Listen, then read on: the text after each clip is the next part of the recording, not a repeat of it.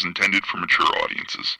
The views and opinions expressed are those of the panelists and do not reflect in any way those of the podcast partners, sponsors, or affiliates. Enjoy. I do my best, but my best wasn't good enough. Hi, this is Michael Buffer, and you're listening to The Voice of the People. Let's get ready for Boxing Voice. I just want to say I got the hardest intro on TVV. Hey, Daddy, this a dollar beat. Boxing Voice Radio, I'm your host, Nestor Gibbs, joined alongside Michael Gross, the boss. Dollar D Beyonce Productions. Yo, what up? BoxingVoice.com. It's TVV for life. If you ain't on Patreon, BoxingVoice.com. I told Fury 2 years ago that I was going to baptize him. You know, rising up is part of the baptism. It doesn't really matter what I say and what Wilder says. It all matters what happens on the night. I'm going to get that green belt. I'm also going to get the Ring magazine. And I'm also going to keep my lineal championship. BoxingVoice.com. Make sure you push that thumbs up. Can't remember a bigger heavyweight fight in a long time. Maybe Lennox Lewis versus Mike Tyson was the last big fight like this. That was the last US UK showdown. BoxingVoice.com. That lineal bullshit, it ends there. It ends with him.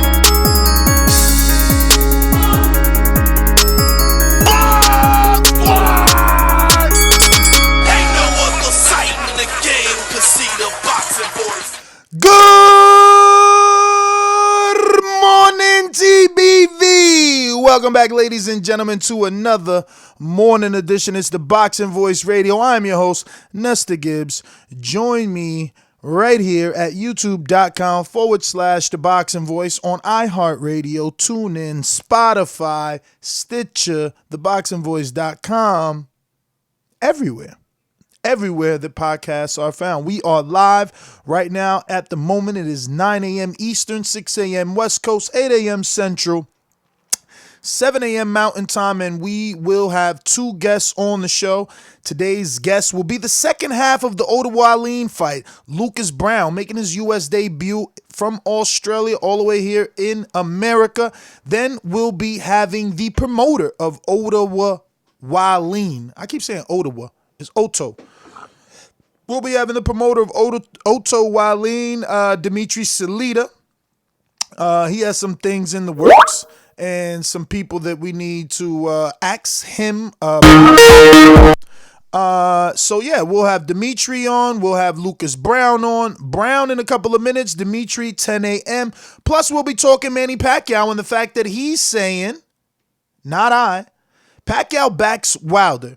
And he says his power reminds him of Mike Tyson. So agree or disagree. Does Deontay Wilder's power remind you of Mike Tyson? And do you agree with Manny Pacquiao? Is Deontay Wilder our generation's Mike Tyson? I guess, you know. And are you picking Deontay Wilder the same way that our good friend Manny Pac-Man Pacquiao is picking him? You know what I mean? You know, Manny is a good guy and he knows a lot about boxing, and he's definitely a power puncher himself. Enough knockouts, knockdowns to, I guess, have a good opinion on this subject. Now, I saw, because even Mike Tyson, I only heard him mention you like maybe once or twice, and it was like recently when he was like, they asked him if you could beat him in his prime or something like that. TMZ Sports did. Me and Mike go way back though. Really? Yeah, me and Mike go back to, you know, Mike used to hate on me from the beginning, man. Really? And you know, I love Mike. I don't have nothing against Mike. Mike, I feel, was one of the best. But, you know, when I came along, I'm doing the same thing. I'm knocking guys out and stuff. And that was the similarity goes to. You know, Mike made a comment. He said that anybody can knock somebody out, even my 3-year-old son. I looked at that, I was like, wow. You know, so now you comparing me to a child. And now you saying a child can do what I train so hard. I work my ass off in the gym. A child can do what I do. You know what I mean? I just took that as like some envying type of stuff. And I'm like, nah, this Mike though. Like, why would you say something like that? Like, you did your thing. You should supposed to be boosting me up. You supposed to be praising me. You know, you don't have to go overboard with it. Yeah, let's go out to Indiana. Believe it, receive it. Speak it, believe it, receive it. Speak it, believe it, receive it. I can't say it enough. I speak it, believe it. Windows 2 attempts, handed bands over. Sicko hit, shot and missed, two to stand over. Breadwinner, huh? Look who in the building. Let me check my Instagram. I might be at 1 million.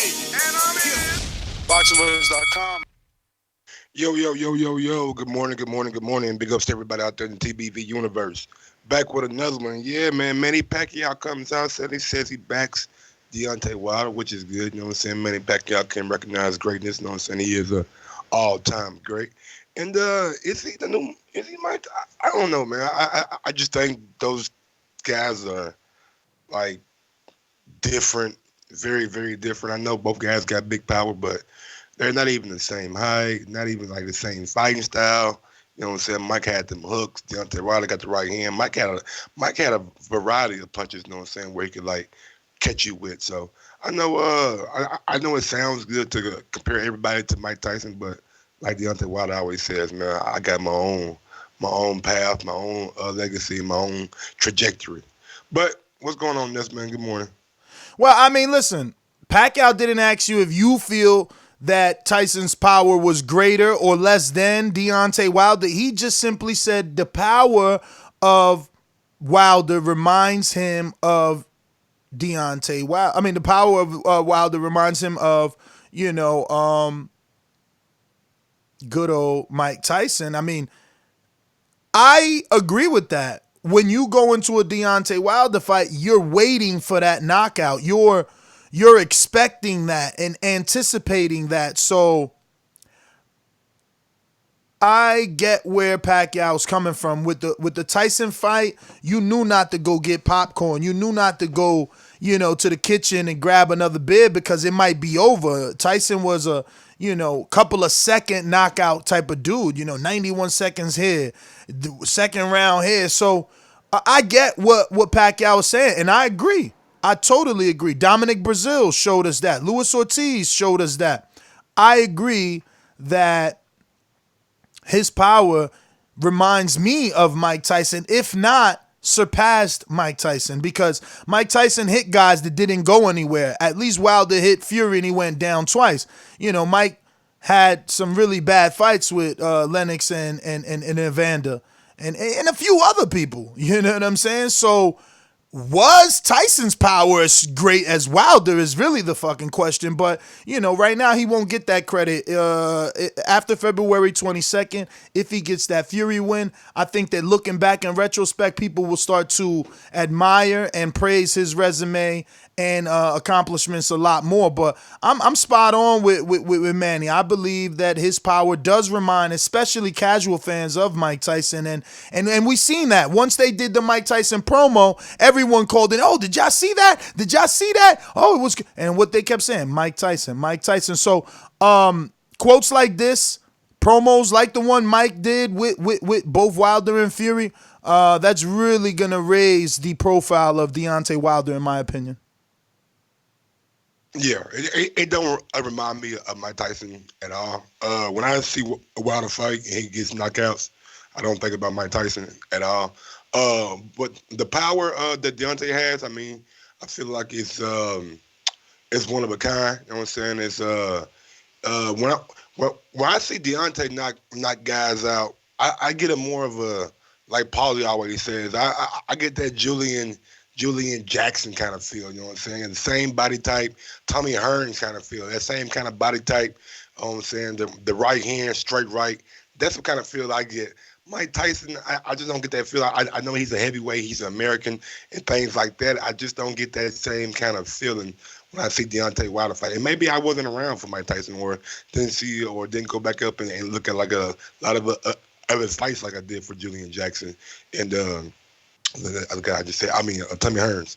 But, look, if Pacquiao feels that way, I can't tell Pacquiao how to feel. You know what I'm saying? He's been around the sport a long time, and maybe he sees something inside Wilder's game or see a little glimpse of something that reminds him of how Mike Tyson used to box back in the day. I do my best, but my best wasn't good enough.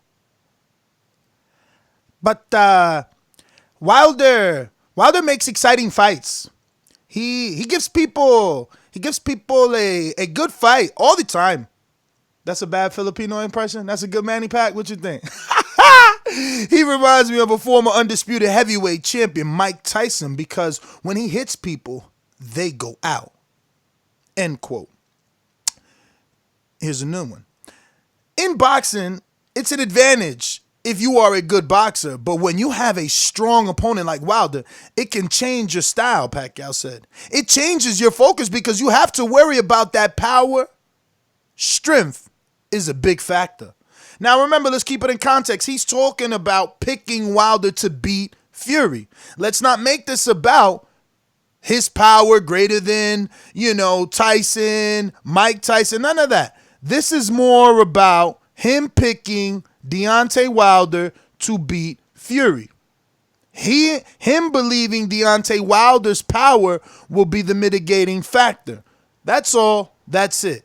He just said it is his opinion that Wilder reminds him of Mike Tyson. And that's why he's picking him to beat Fury, because he knows that power is something that plays in the back of any opponent's mind.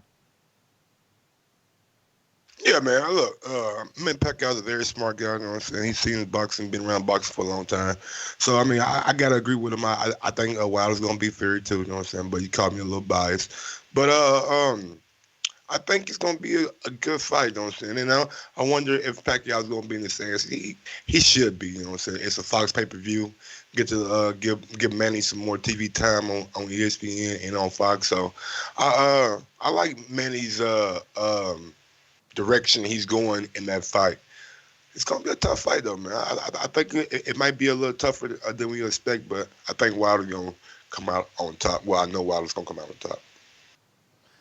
Yes, sir. Listen, man, is it feeling like a big fight to you already? People been calling it fight month, so it has to be big, right? Because they skip fight week. They said, fuck that. It's the whole Wilder Fury month. Does that make it any bigger? Or people just, impatient? Or is it really true fight buzz? Yeah, I've been feeling the buzz for this fight since for a minute now, to be honest with you, man. Like, they make sure that they put all the promos out every day. Is something coming out. Like, man, hands off to BT Sports, bro. Every fucking day. They got 10 minutes with Sugar Hill that came out today. It seemed like every day they got something for you guys to sink your teeth into. And no different with PBC on Fox, you know what I'm saying? They got something dropping every day. We had the conference call yesterday where Wilder was going off on motherfuckers on the conference call. So I got to go back in, you know what I'm saying? I only heard like snippets of it. Yeah, I heard he shut down the AJ questions, but that was nothing new. No, it's fight week. I mean, it's fight month. I ain't worried about that shit right now. Yeah.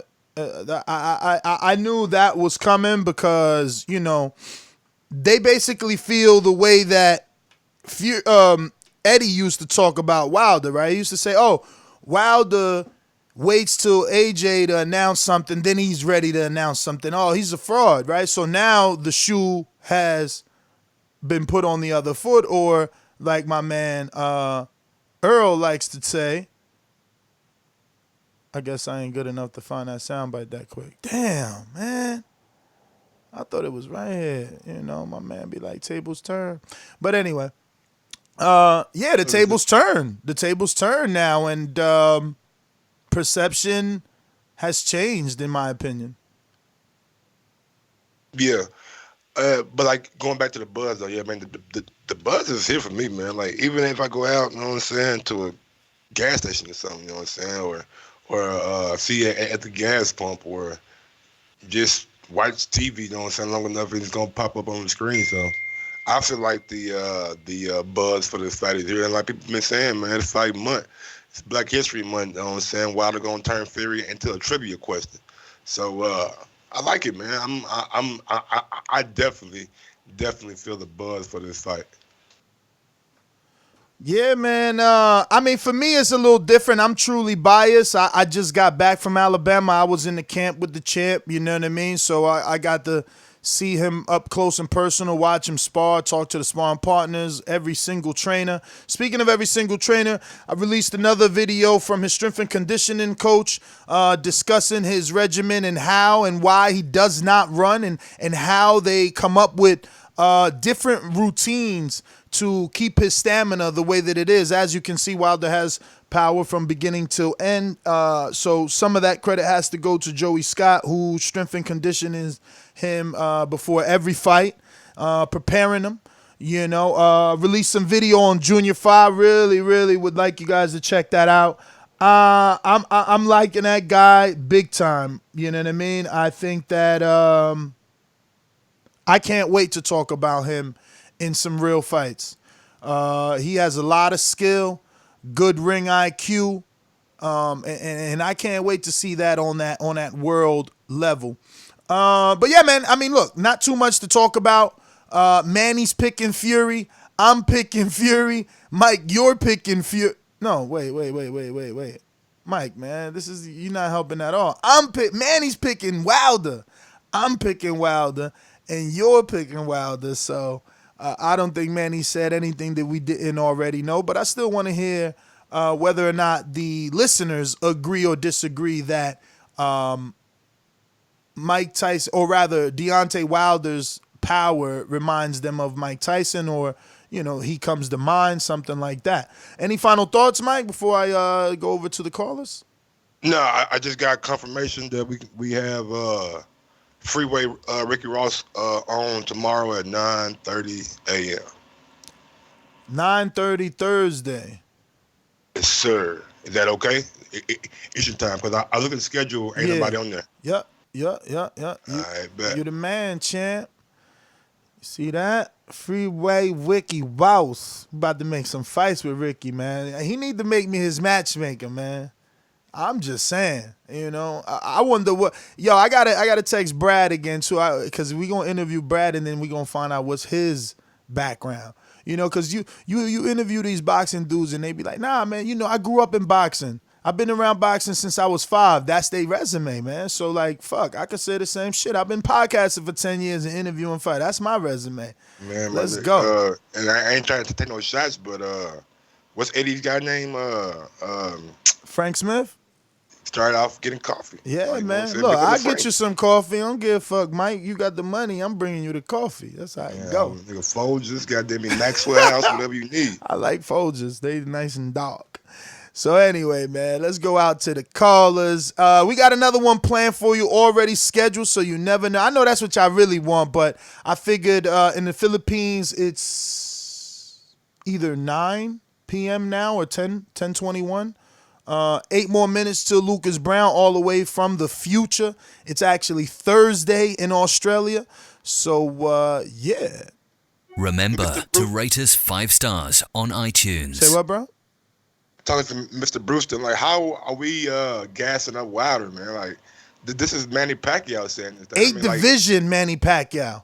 Multi-division champion. Agree with Manny Pacquiao's opinion. I mean, you're a grown man, but Manny Pacquiao has his own opinion. Like, this is not our words, you know what I'm saying? It's the senator, you know what I'm saying? The guy who beat Keith Thurman last year.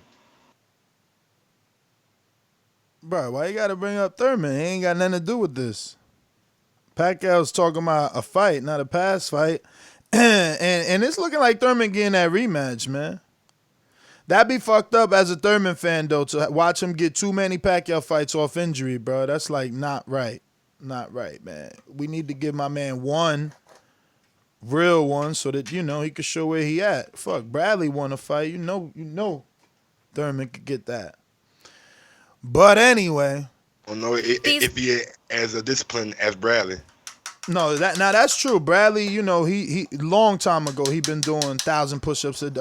Sit-ups a day, and before he got with any big name Teddy Atlases, he was with Joel Diaz, and they were showing his father military background and how his father pushes him in training. So Bradley wasn't cut up like a bag of dope for no reason. It's because he really was a worker. So I can't take that from him at all.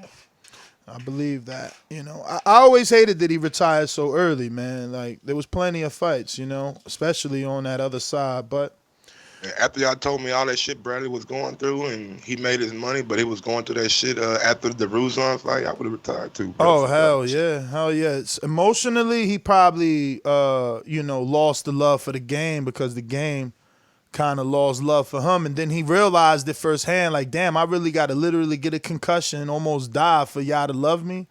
So I think after that he got another Pacquiao or Marquez fight, and really he just kind of faded to black on some Jay-Z shit. But let's go out to the callers. These calls are brought to you by El Camino Electrical Services, experts in electric vehicle charging stations. For consultations and turnkey installation, visit us at elcaminoelectricalservices.com. Bring them out. Yo, Wilder brings them out. A lot of callers out here. Don't forget to press 1. Go ahead. No, I was just going to remind them to press 1 if they're on Blog Talk. I just want you guys in the UK to let me know, is the $24.95 price point with pounds for the Wilder Fury they raised price? They can't say it's not a good price because AJ's same thing, I know. Exactly. AJ Ruiz was the same price, and they raised it, so Wilder, haters get ready. That's more money. That means more money. They raised it. That means more money, that's what that translates. More money for you to pay, more money for Wilder to make. More reason for you to hate. Yeah, I mean, yes, sir. We going out to Baltimore. Boomerang, Troy. Yeah. Good morning.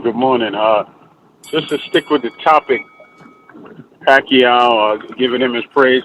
Pacquiao's always been a cordial guy when it comes to boxing, and yes, the man could punch, but the truth is, if you can't really say anybody's the hardest puncher ever in boxing, that actually has to be done by his opponents.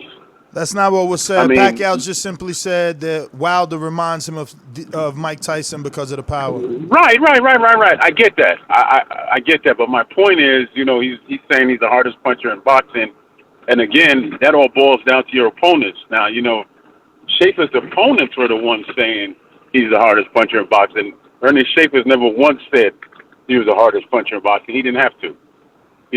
Now. And then something he said yesterday, I was trying to... Cut it. All right. Going out to Nueva Orleans. You know how these bitches is in the sport. Total disrespect. Kid has no class, no style at all. I'm a gorilla, I'm a dog. I'm a dog, I'm a gorilla. The smartest thing you can do is to stay away from Terrence.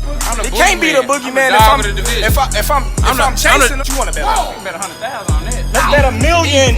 Easy. Let's bet $1 million. Yo, good morning. Good morning.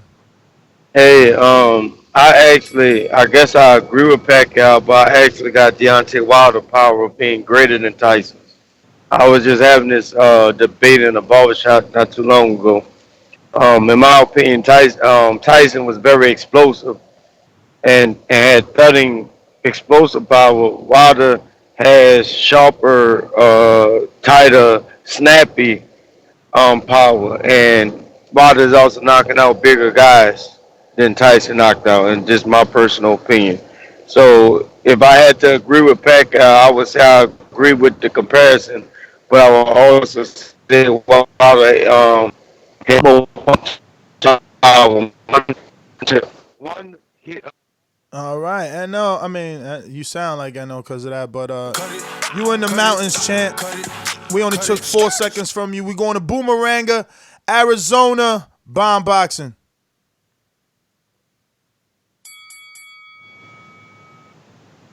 Hey, what's up, fellas? Can you hear me all right? Yes, sir. Good morning. Good morning.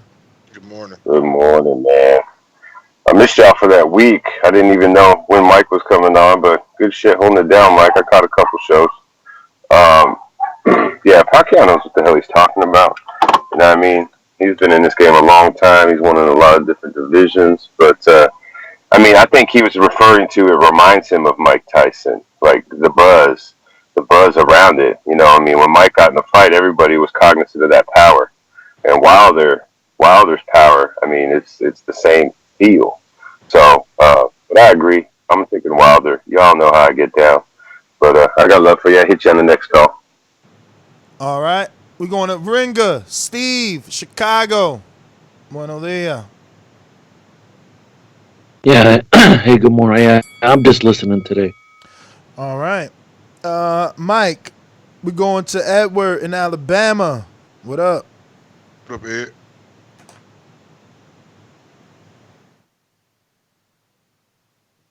Edward in Alabama. Because you did press 1, champ. Going once. All right, you got yourself muted there. We got a new caller in the 317. 317, Michigan. Who this? Yo. What up? Yo, what up? What's up? Now, What's I got your name, something champ? to say, I believe. What's your name, champ? My name is Robert. Yes. Who? Yes. Robert. Robert in Michigan. Robert. Talk to us. Okay, I got something to say on this comparison of power real quick. I believe Wilder got that straight right power over Tyson, but, on that uppercut, Tyson, hands down. And on that left hook, Tyson.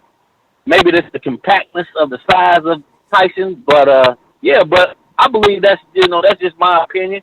I watched some of those Tyson fights, and, that straight right, I would go with Wilder. But when you go that left hand, that left hook, or that right uppercut, Mike Tyson, hands down. All right, thank you, guys. All right, Robert, man, thanks for calling in, big dog. Yeah, man, look, that can't be debatable because Mike Tyson was a more compact kind of boxer, you know what I'm saying, than Wilder is. And I think he got more, he's able to get under his Mr. shots Brown, more. how are you, man? Just want to say first and foremost. Hey, meet yourself. You got me. Okay, there we go. Now, when it comes to the uppercut, you know what I'm saying, he's able to get under his shots more than Wilder because he been so short and fighting taller guys. His whole career, man. I can see your point with that, but I also see your point with that straight right. You know what I'm saying?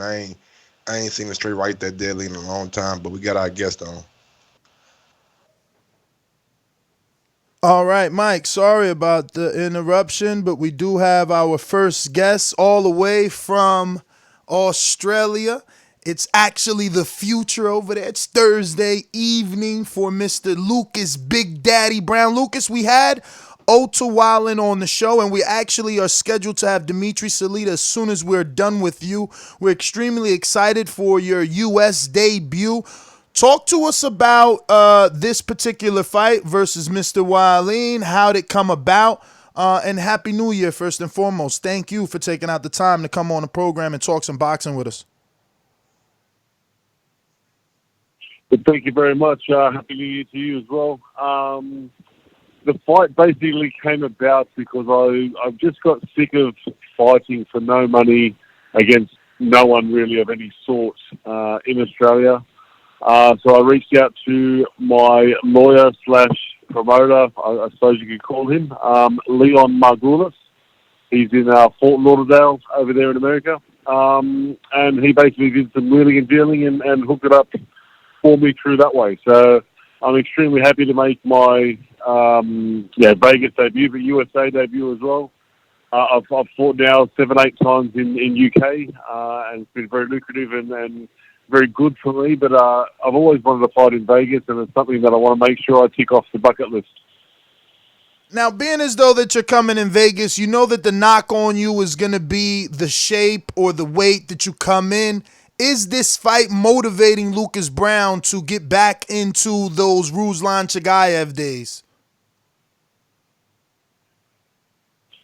Yes, actually, 100%. I'm 6.5 weeks out now, and I'm sitting at 118 kilos.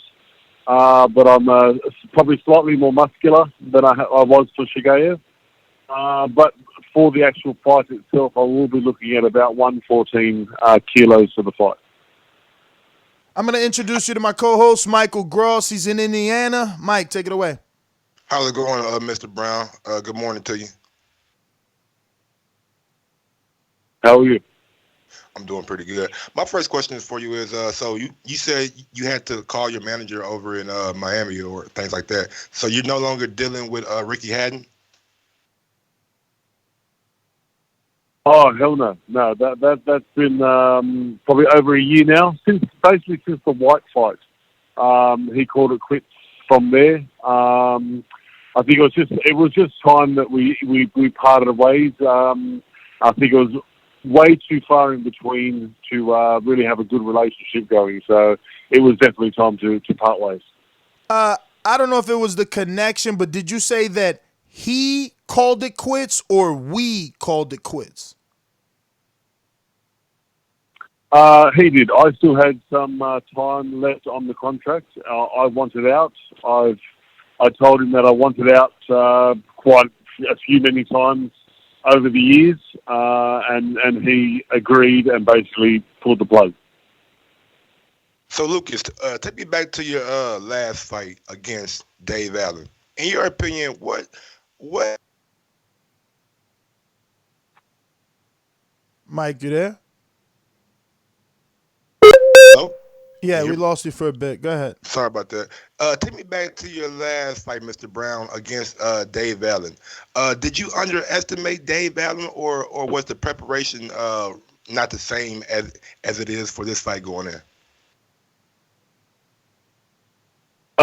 Two things. I've had a fight since Dave Allen and had a win. It was just a lower level fight here in Australia. But in regards to Dave Allen, I was in great shape. Everything was going to plan. I knew that he's got a great chin, and I didn't want to blow my load too early. So it was progressively going to get heavier from my end as the fight went on. Unfortunately, I just got caught with a 1 in a million shot, and he won the fight. But from my point of view, everything was going to plan, and it was going to get heavier and harder, from sort of 4 rounds, 5 rounds, 6 rounds. So just quick backup question. Do you think the Dave Allen and Dorian Darch, whatever's going on between them, like they're saying Dorian took a dive, do you think that's accurate, or does Dave have that kind of power where he could put a guy like Dorian Darch away? I think he can and should have put Dorian Darch away in the time that he did. You look at the guy's record, and obviously the people that Dave has been in with, I think it was Dave's fight to win all day. So, yeah, I think it was completely correct. So, Mr. Brown, are you going to be holding camp in Vegas, or are you coming for this fight closer to the fight date, and when exactly do you plan on arriving?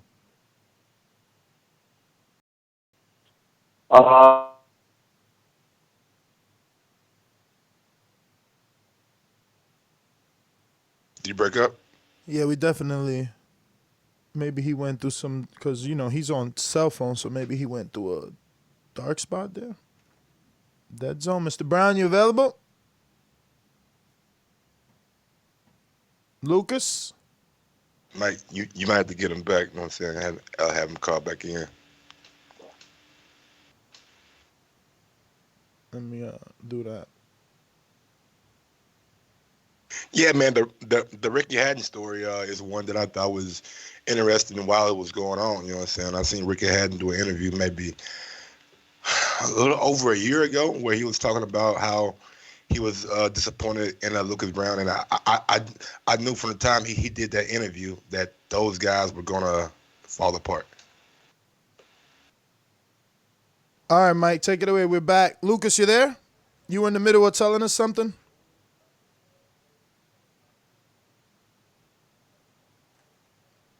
Lucas? Mr. Brown.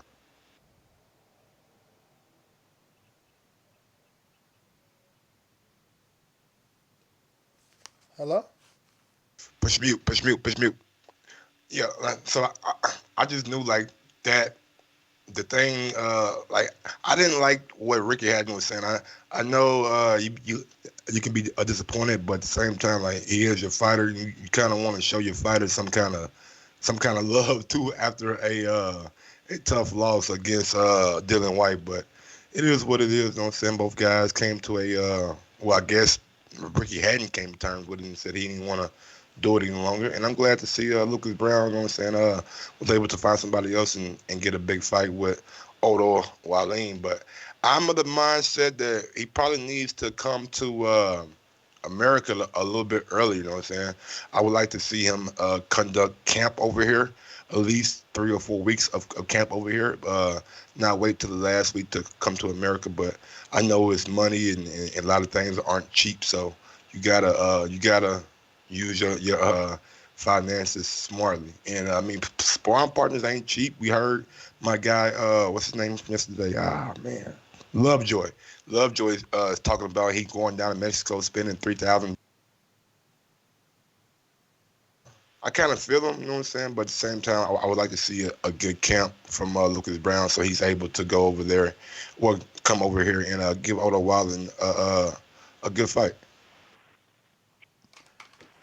All Mr. right, Brown, we definitely have him on now. Do you hear us, Mr. Brown? Yes, I do. All right.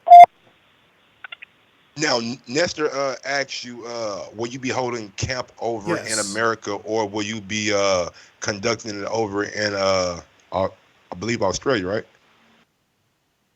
Yeah. Basically, I'll be doing a full camp here in Perth, in Australia, and be heading over approximately about a week before the fight, so to make sure I acclimatise and make sure I get over any jet lag, etc. So about a week before the fight. Do you think a week is enough time? Are you guys like 12 hours ahead of us? Yeah, I've done it a few times now with UK, obviously, and it seems to work out the best. I will talk to my man Leon and just make sure that everything's right with his end, but I'm assuming it's going to be about that time. So, looking at your opponent, Otto Wallin, what kind of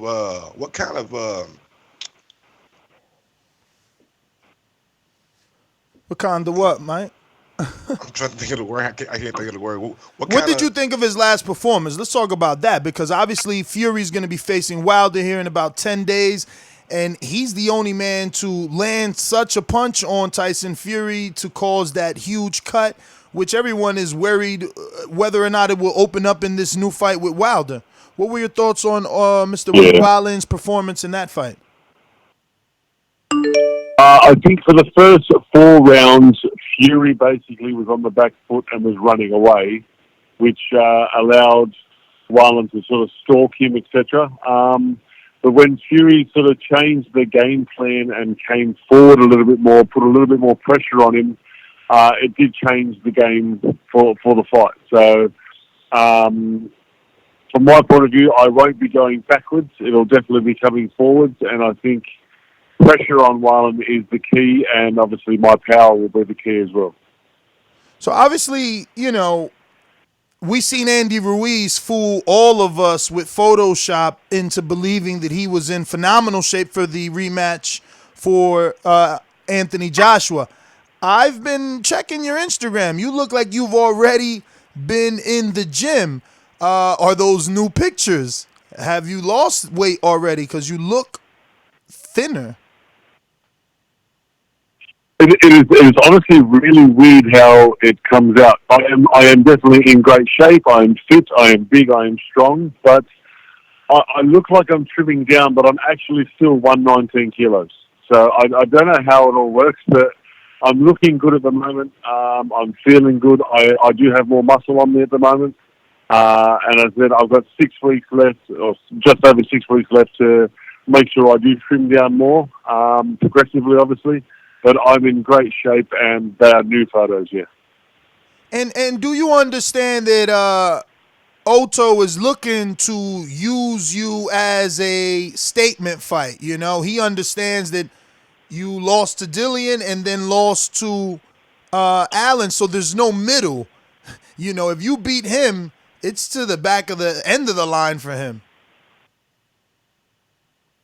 Yeah, basically, from my point of view, because I have won a world title, I am that person for everyone. It's everyone's chance to make a name. Very similarly to the way I fought James Toney back in the day. So I was coming up. James Toney was obviously on the end of the career, and I beat James Toney. So for me, it was a great step forward.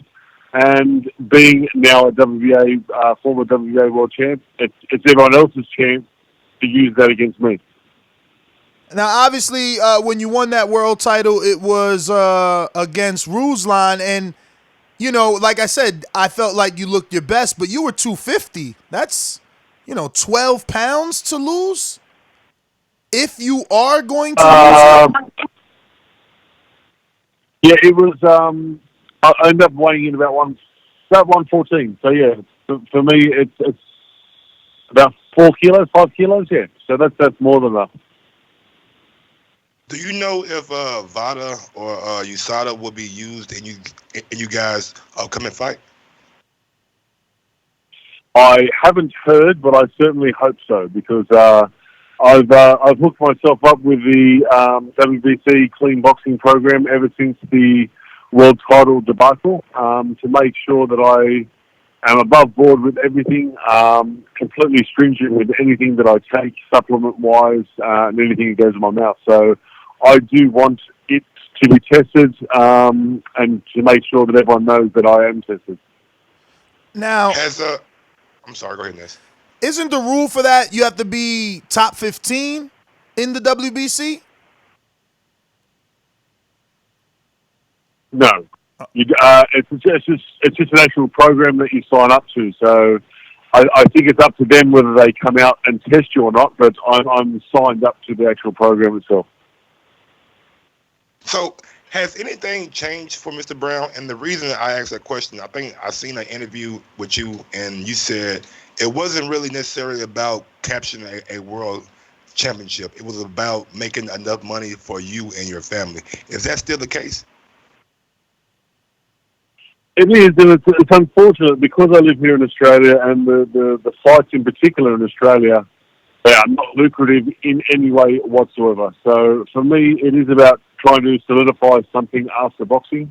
Everyone knows I'm 40 years old now. I've got 2-3 years left to have some good fights, to leave a legacy behind, and make some money. Like let's be honest, I don't want to sort of leave boxing with no money and go back to having a normal 9-to-5 job. So I do want to sort of make something of myself while I still have the chance and make some good money. Yeah, let's give a little bit of backstory for those that don't know, right? Because I may even be confused. You started as a nightclub bouncer, or am I wrong there? Yeah, that's correct. I was a bouncer for 13 years. 13 years. So obviously you felt like you were a tough guy because you had to defend people and you probably threw a couple of punches. When did you transition into the gym, and what was that first day in a boxing gym with boxing training like for you? The transition came when myself and my ex-wife split up.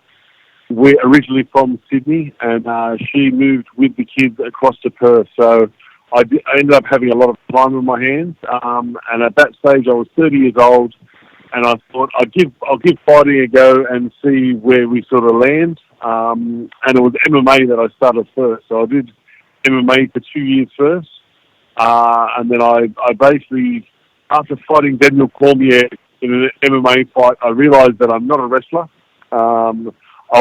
I'm definitely of that caliber anyway, and I needed to sort of just stick with boxing. So from 32 onwards, I stuck with boxing. Do you, I don't know, like I look at your story and I'm like, I'm amazed by it, especially, this is the only sport that I follow. I don't watch Super Bowls or rugby or none of that stuff. So for me to know that you kind of, this wasn't your dream, but you accomplished it, and you've been on a high level. You won a world title that could never be taken away. You were in a huge fight with, Dillian White. And at 40, you're still gonna make your U.S. debut, where most people consider boxing, like the mecca of boxing to be. I mean, what's it like to be living that story? I like where I'm at because a lot of people message me constantly. Obviously, with the way social media is set up these days, people have a lot of access to everyone. So I receive a lot of messages per day from people saying, well done, you're an inspiration to me, all this sort of stuff. So for me, it's really good that I can actually hear these people not here. I could read these people's comments, and it does push me forward. I personally, I know I'm 40. Some days I feel like I'm 40, but I know that I haven't had all those years of being beat around the head. I can still hold a conversation, talk properly. I have no injuries, etc. So for me, it's when it will all stop once I know that I'm getting too old. And at this point, I'm not feeling that in any way whatsoever. Nah, man, just congratulations, man. A lot of fighters don't get past that domestic level. You've been able to fight internationally on a big stage, on television.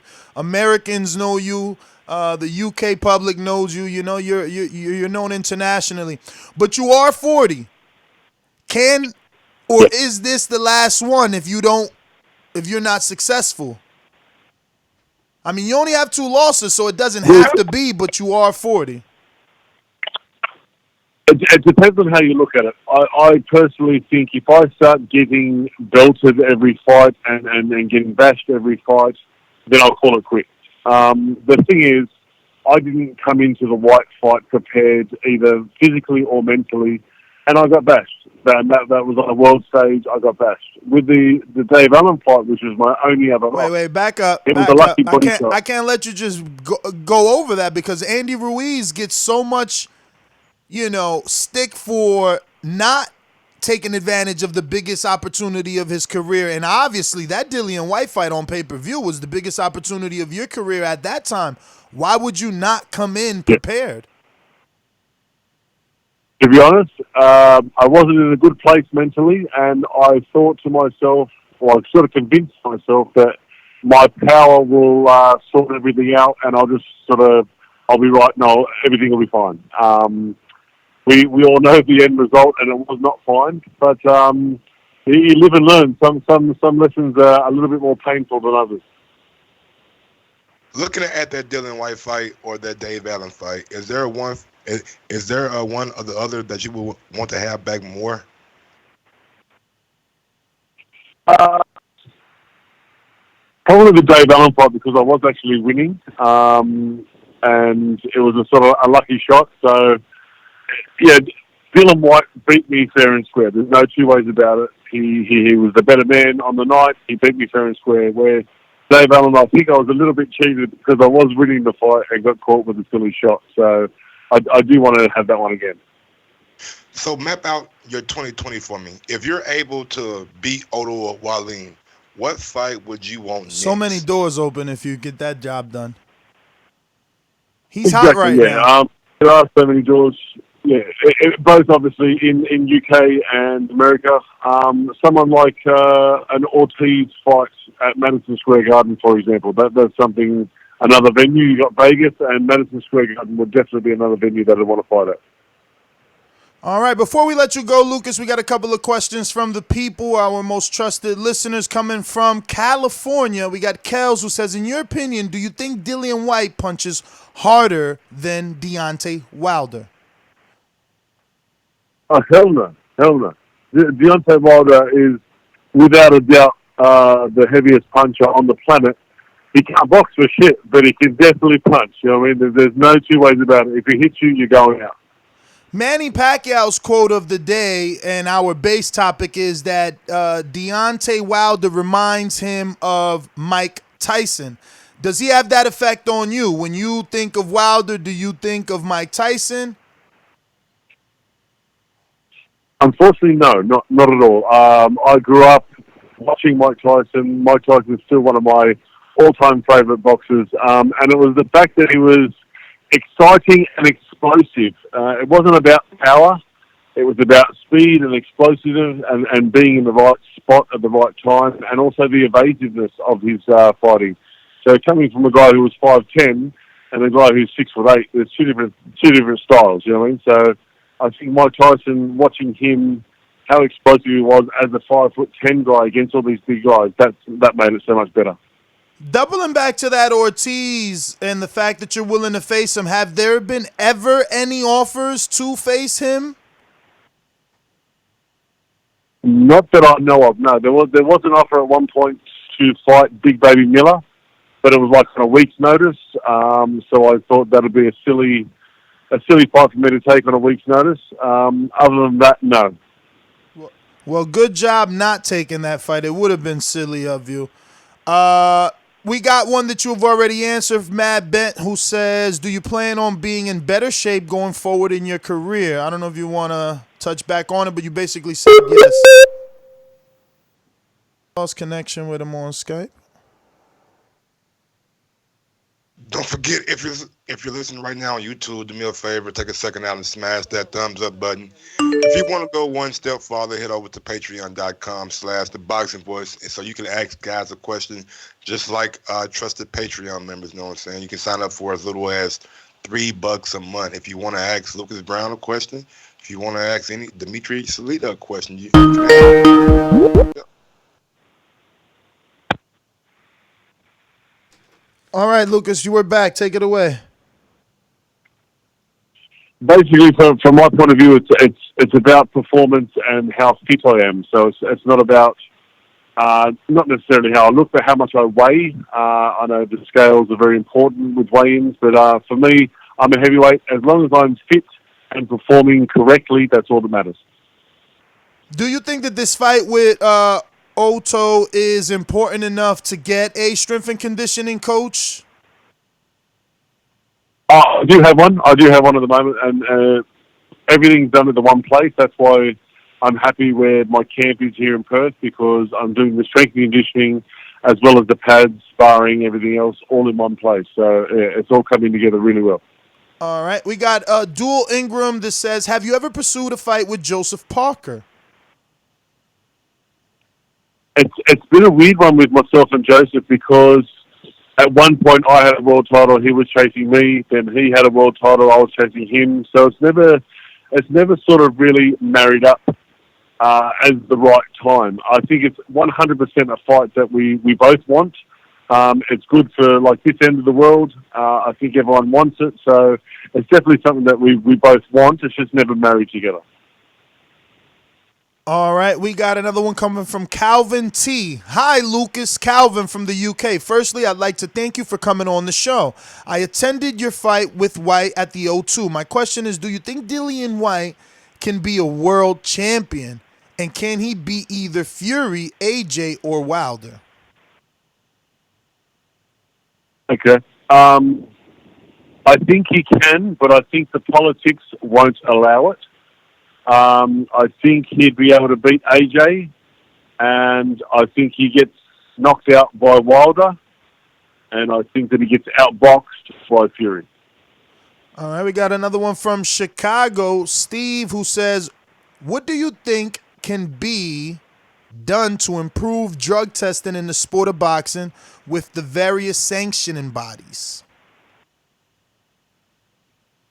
It's a very touchy subject, because no matter what, there's always going to be another product, another strain, another. You tweak something and something changes.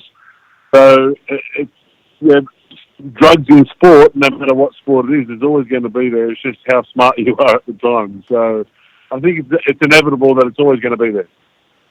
Yo, that tattoo that says "I was born to do this," man. That is official, because really, with no amateur background and just doing this like that and getting to this level, I'm very impressed. Your story is official, man. If you can get, especially this later half, if you can make something happen at 40, there'll be a good movie on you, at least in Australia, right? We'll probably catch it on YouTube. But there should be, man. I mean, look, not everybody can become a world champion. I mean, that's just the truth. I appreciate it, man. That is unreal. Thank you very much, and I really do appreciate that. Listen, I mean, we interview 2 people a day, basically, and 5 on Thursdays, and they don't, not everyone's was or has even fought for a world title, so keep doing what you're doing. Come in shape, Lucas. Big Daddy. We want Slim Daddy. We want Slim Daddy, okay? Big Daddy. Okay, Lucas sweet. Brown, thank you for being on the show. If you have any social media, please give it out at this time. And then once again, we appreciate your time and good luck on the fight. Thank you very much. All my social media is under Lucas Brown or Lucas Big Daddy Brown. So Facebook, Instagram, Twitter, the whole lot. All right. Thank you, Lucas. Enjoy the rest of your night over there in Australia. In the future, ladies and gentlemen, there you have it, Lucas Big Daddy Brown. Oh, everybody trying to call in on Skype. You got to remember, Skype is my backup line whenever Blog Talk acts funny. And I got to get these guests on. I got to go to Skype on y'all, man. But let me check if Blog Talk is back. Mike, what you think? Man, you was over there. What's up with you, Mike? Mike over there on some Eddie Murphy. What you mean, Eddie Murphy? Look, he appreciates the interview. Just hit me up. I appreciate you too, Lucas. You know what I mean? That was a good interview. Listen, Mike. He's 40. He's 40, bro. I kept on thinking about petunias for some reason. Like, what the hell is petunias? I don't have no idea. I'm like, it's a people. Okay, Blog Talk working. So we all goody over there. But you know what? I'm afraid to go and tell Dimitri to call in on Blog Talk. Dimitri might be like, hey, I'll call you in about 5 minutes, man. You know how he get down. But no, man, look, if he comes in shape, comes in focused, man, you know what I'm saying? It'll make for a good fight with Otto Wilder. But like you said, man, we can't have the Lucas Brown that we had against Dillian White. And the one against Dave Allen, I know he said he started out quick, he started out fast, but after 3 or 4 rounds, it started to like slow down. I mean, maybe even sooner than that, because I don't think that fight lasted that long. I think it lasted like 3-4 rounds at the max. But he started to like slow down after rounds 1 and 2. So we gotta see him. Gotta see how he looks when he comes into Vegas. And yeah, man, I'm hoping for a good showing. Like even if you don't win, if you get a good showing, they'll bring you back. You know what I'm saying? Somebody will bring you back. Like it's so many heavyweights out here that need work, so they will bring you back. All right, let's go out to Dimitri Salita, New York City zone, former fighter, now a very successful promoter, man. These stories continue to evolve. Dimitri, how are you? Good morning. Everything's good. Thanks for having me on. Thank you for taking out the time to come on the program. We definitely love talking boxing with you. We just had Lucas Brown on the program, and we were talking Otto Wallen and that Who fight. We had on yesterday. Yes, we had Otto Wallen on yesterday as well. So very excited for this fight. What was the thought process in picking Lucas Brown for your fighter, Mr. Valin? Well, Otto wants to fight good fighters and wants to keep progressing his career. A lot of guys were not available. As you know, this is a divided world. And, we kind of had a list of fighters, and Lucas took it, and we were able to work out a deal. And I'm very excited about it. I think it's a great fight for both guys. But I do believe that Otto is one of the best heavyweights in the world and is going to put on a great performance on March 28th. Now, there were some rumors of a Travis Kaufman as a possible opponent. Nestor, you know everything. Yes, there was conversations about having Travis on as well, about fighting Travis as well, but that didn't work out at that time, and I, hope that fight can be made in the future. In your opinion, was Travis somehow more popular as an American fight in Las Vegas, or is Lucas Brown always gonna be the bigger fight? Well, Lucas is a former heavyweight world champion. He's fought some big names, fought some tough guys. Coming off some win.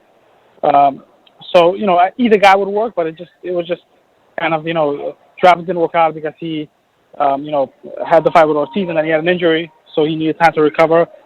And I think he's going to have a comeback fight in the next month or so. So just the timing of everything didn't work. But Lucas Brown was available, and it took some time to make a fight, but we were able to hash out the details, and I really think that is going to be a good one. Otto gets past this fight. Give me 2 more fights this year that you would like to make for him.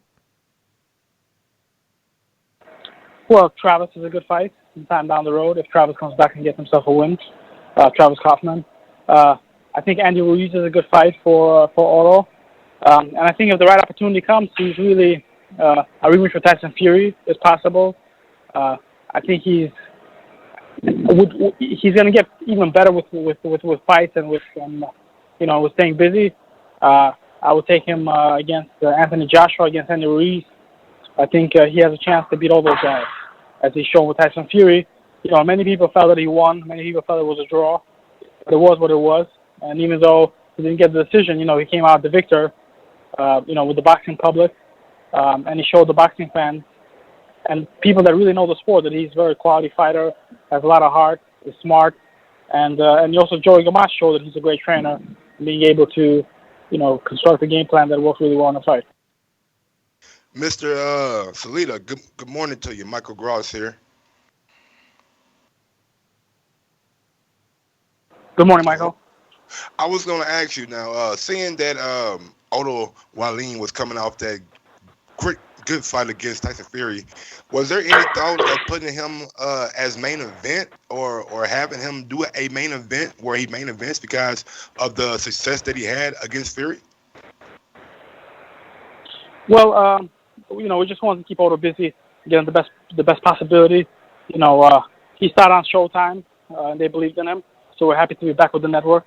And it wasn't for this fight. It wasn't really important to be the main event or not, but important to fight a quality fighter on television, and for the boxing fans, to see who he is once again, who he really is, because he showed a lot of glory in the loss, but now he's going to get some wins and really climb up the ladder as an elite heavyweight in the division. So switching to Big Baby Miller, how did the Top Rank signing work for you? Because we've interviewed Lou DiBella, and, he's been reluctant to sign Regis to Top Rank because he feels like you have to turn your fighter over. So did you lose control of Baby now that he's with Top Rank? Well, I don't want to kind of talk about details of our deal, but Top Rank did take the lead on Jarrell, and and they're a great company and have really shown what they can do and how they can do it.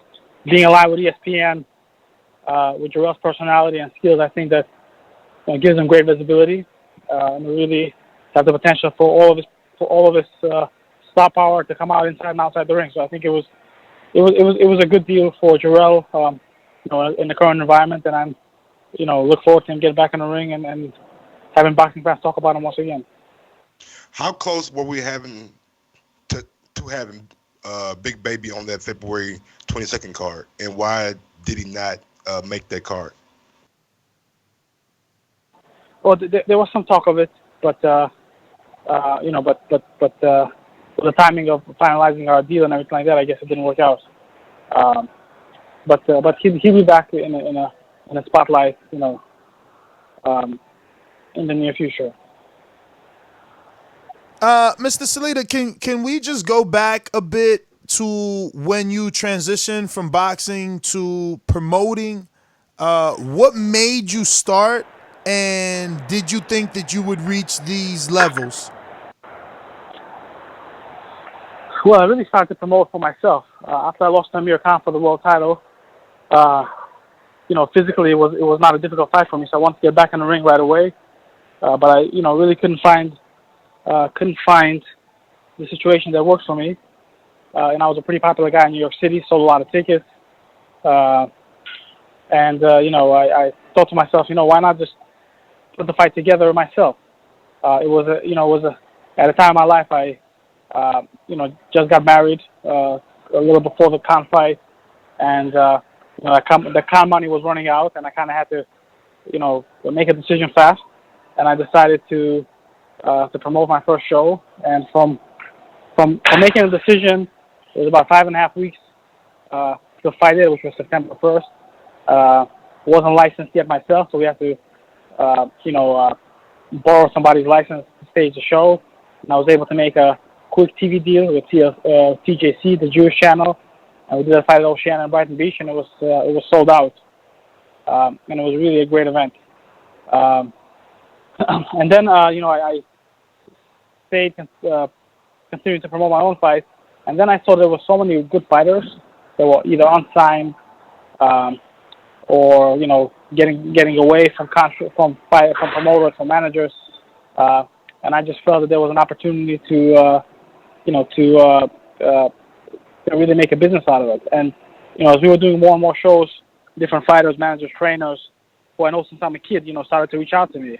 One of those guys was Jarrell, and Jarrell used to come out to my training camp in the Poconos with me and John Duddy and Harry back in 2005, 6, 7. And then we were doing a fight at Roseland. Wait. Did you promote John Duddy in his Chavez fight?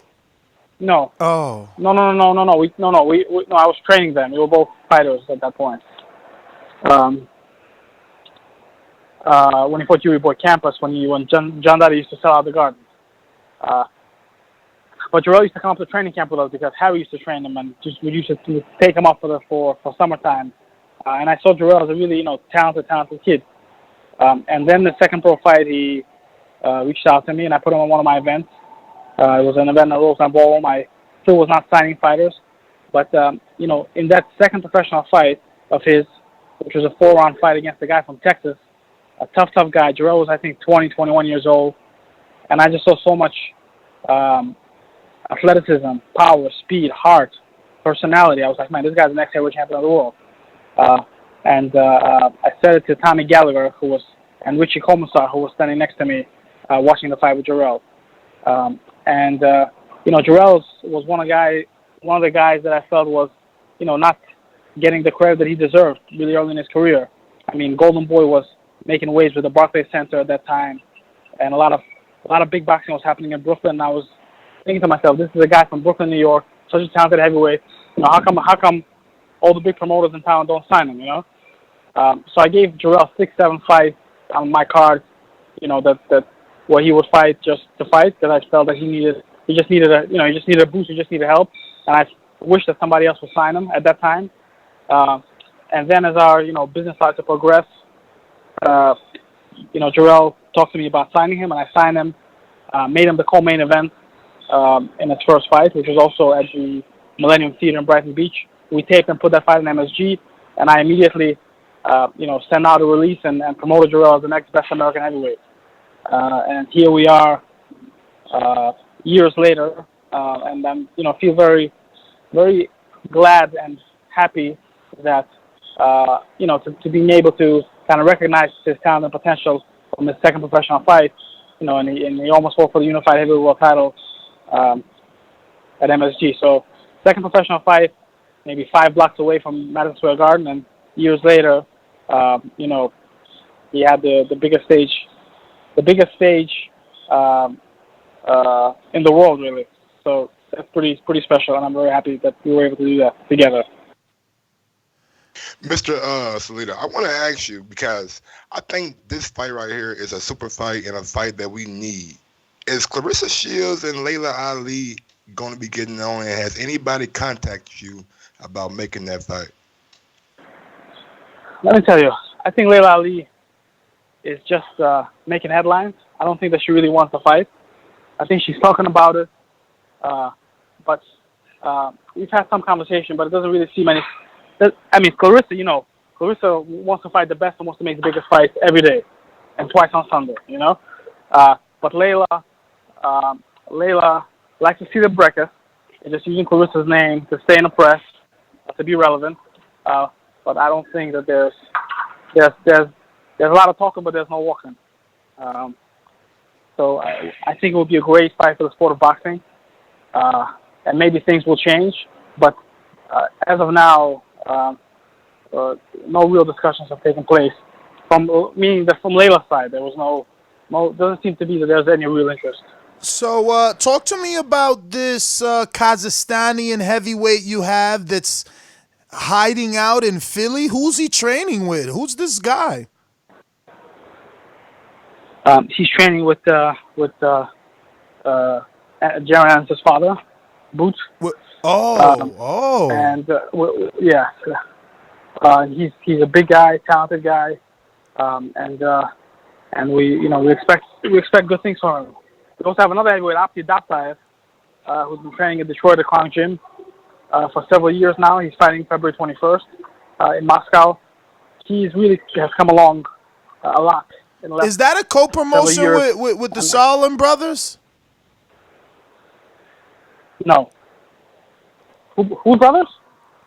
Which brothers? The Sutherland. What do you pronounce those? What are they? German? Sutherland. Yeah, Sutherland Oh, brothers. Sutherland. No. No, I don't have any fighters with Sutherland brothers. Who's this guy with? Is he yours alone? Yes, he's mine. I don't know. I felt like I received something, a press release about him that wasn't from you. No. Yes, we sent a release out a couple of days ago. It was from me. Oh. And he fought on Clarissa's undercard when she fought Ivana Habaz in Atlantic City. Scored a very impressive knockout. And trained with Sugar Hill, as most of my fighters do, from the former Soviet bloc countries. One of the best trainers in the game. I think he's going to make a big difference in Tyson Fury's corner when he fights Deontay Wilder next week. So are you picking Fury next week? It's going to be a good fight, but with Sugar in the corner, yes, I'm picking Fury. Wow. If Sugar wouldn't be in the corner, it would be a tough call. Yeah. So let me ask you, how soon does Igrashev or Shishkin get a title shot?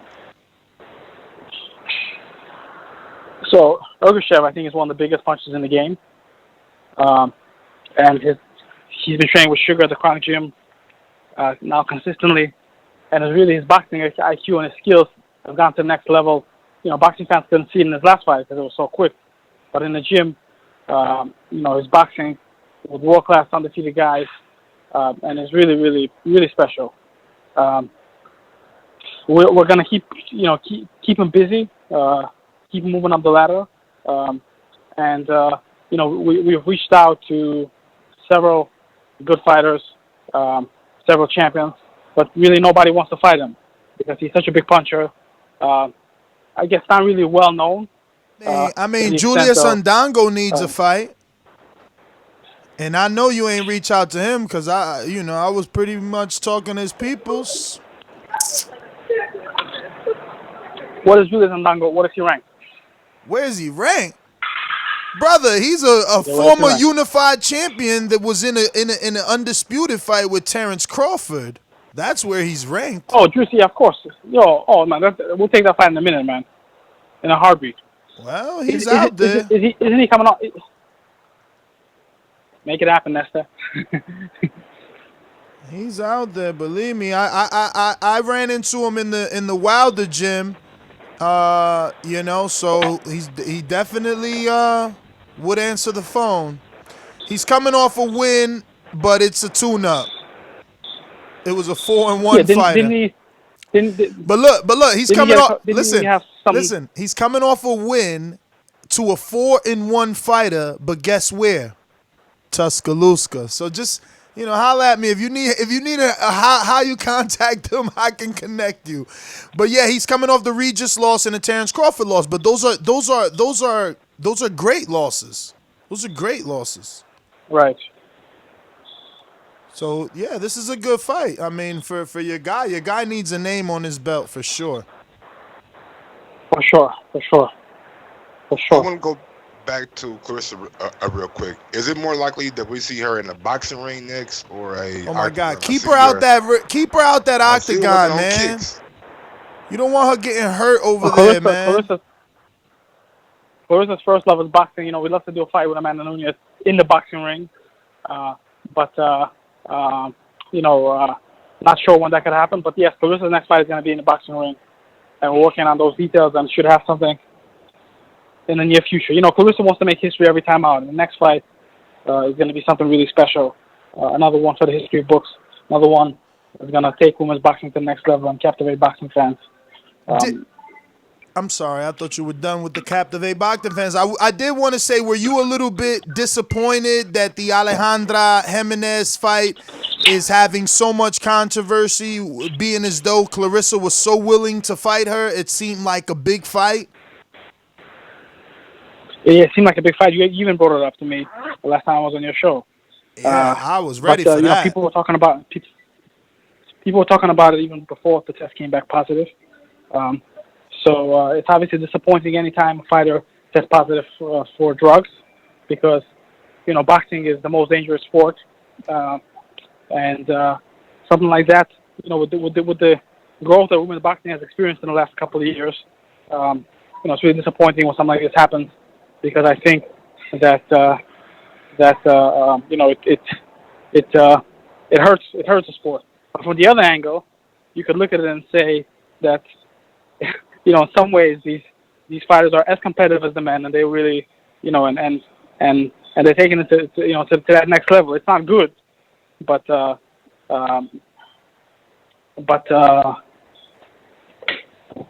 sorry that this one fell out for Claressa. Yeah, man. Hopefully we could double back. Listen, we've seen other people test positive and get a second opportunity. Wink, wink, right? So anyway, let's get to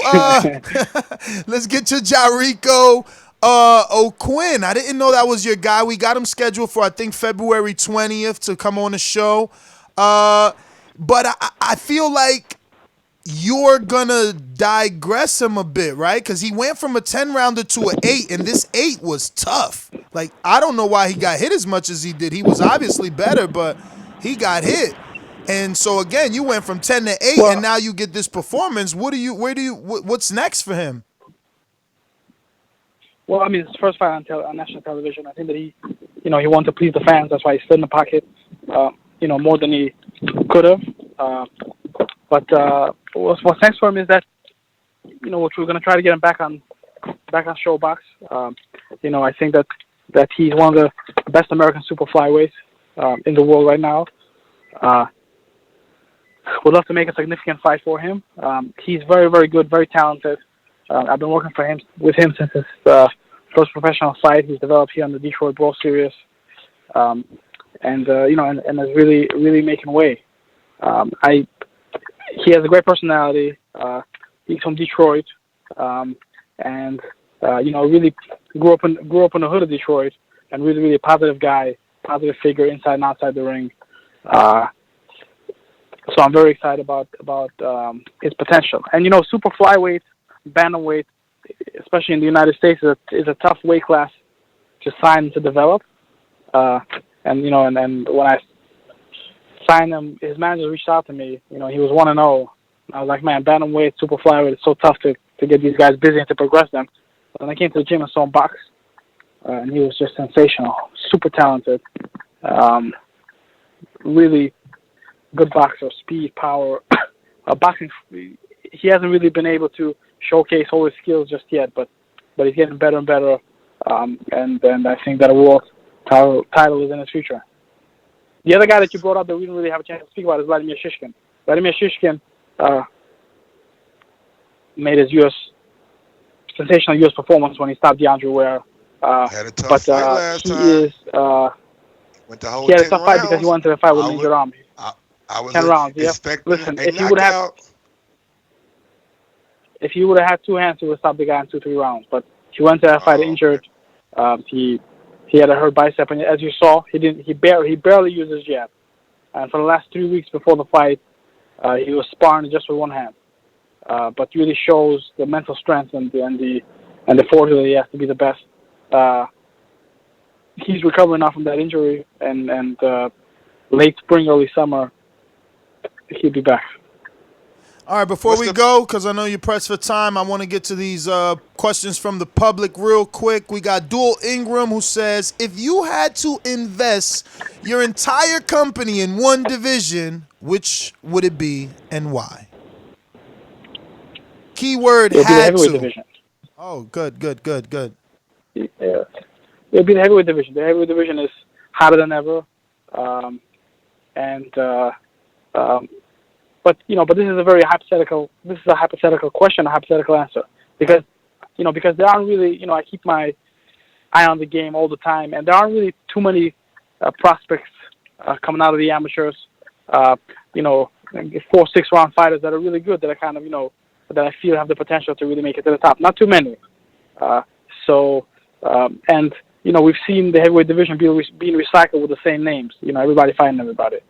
But this year, we're going to have 3 new guys. We're going to have Otto Whalen, we're going to have Abdi Daftaev, and we're going to have Jermaine Franklin.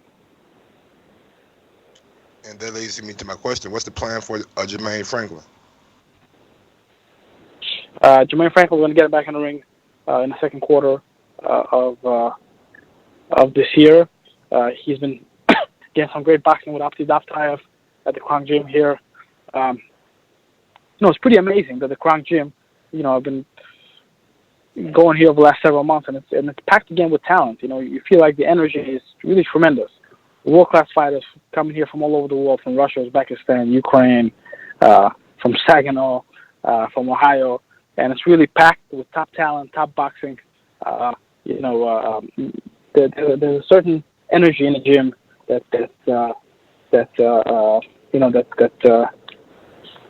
that's very good, and that makes you feel that big boxing is coming back to Detroit, and it is.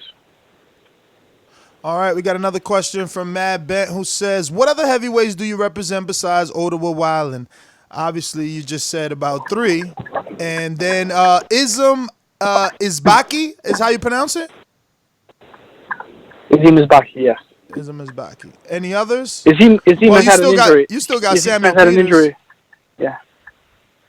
Well, yeah. So I think Samuel is maybe retired. But Abdi Daftayev, undefeated big punch and heavyweight, fighting February 21st in Moscow, Russia. Otto Whalen. So no TV time? No TV time for Abdi Daftayev or nothing? Well, he's fighting on TV in Russia, and we're currently working on distributing the fight in the United States and other places as well. In the United States, with which broadcaster? I'm just trying to figure out. I'm just trying to figure out. Are we gonna get to see it? Yeah, I mean, you get to see the highlights. I get you, man. At the very least. All right, so let me see. We got a few more. I know you got to go. We got Calvin T in the UK says, Calvin from the UK, has Miller been enrolled into any drug testing agencies, i.e. VADA, for 365 testing to prove he is not taking any illegal substances going forward? That's what we're working on right now, and then we'll boxing fans will know about that in the very near future. All right. Jemmy in Delaware says, has the UFC or Amanda Nunes ever showed interest in fighting Clarissa Shields in an MMA fight?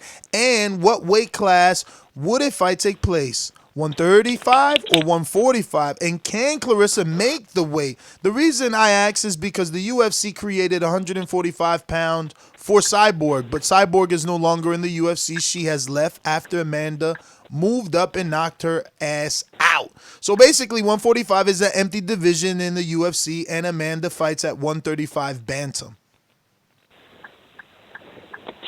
So there have been some really lukewarm discussions. Nothing serious regarding a fight with Amanda Nunes. Clarissa did talk about coming down to 147 to fight Cecilia Brækhus, or 149, close to it. I don't think that she can make 145, so there would have to be a catch weight. But I know that Clarissa, again, wants to make the biggest and the best possible fight, and she will do whatever she physically can to make that happen. I actually think she can make 147 because she's never weighed in with a like a Timothy Bradley 6-pack. She still has some weight to lose. If she wanted to, if the money was great enough. I'm just saying. I mean, physically, we've never seen her like really demonstrate like a Mayweather 6-pack. A Canelo at the weigh-in. I'm talking day of the weigh-in 6-pack. Yeah, I get it, but that doesn't necessarily. Everybody's built different. Eric Morales and Marco Antonio Barrera also didn't have a 6-pack. They were more, softer-looking guys, especially Barrera. So, everybody's built different, and a 6-pack per se doesn't necessarily translate into being in shape, although it does for the guys that you mentioned. But Clarissa, people go up in weight. But you wouldn't say that. I'm sorry, but you wouldn't say that those two men that you mentioned, due to their body, obviously had more body percentage, like the body fat percentage, that they could lose more? I think that physiologically there is and again I'm not a sports nutritionist, but physiologically there's a healthy ratio of body fat to muscle for men and for women, and I would have to guess that it's probably different. As a fighter, I know that making weight, the day of the weigh-in is the most gruesome day. You know, you don't drink, you don't eat, and you're really dried out. It's, in a way almost like the bodybuilders, before they go on stage. So that's why if you're muscular, you look fantastic. Canelo and Mayweather. By the way, I don't think Mayweather really dries out. I think that he's always close to weight, but Canelo does, and obviously he looks fantastic the other way, and so does Manny Pacquiao and others. But Clarissa has won the Olympics at 165. She has won the super middleweight world title, and then she went down to middleweight. Now she went down to junior middleweight. So coming down in weight is really a challenge. The fact that she was able to do that and was willing to do that to make the biggest possible fights, shows her dedication to the sport of boxing and to be the best that she could be. Hey, you know what?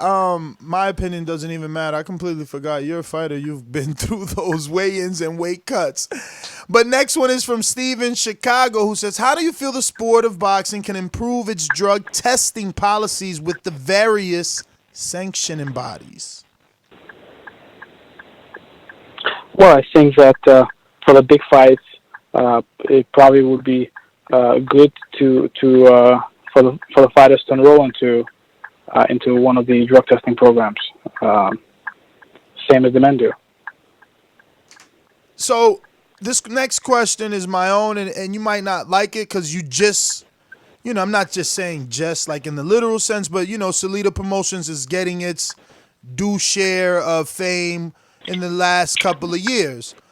But I feel like the promoter should be paying for the drug testing, not the fighter. Yeah, I don't disagree with you. It obviously all depends on the event, and if there's obviously the fighters make the most money. So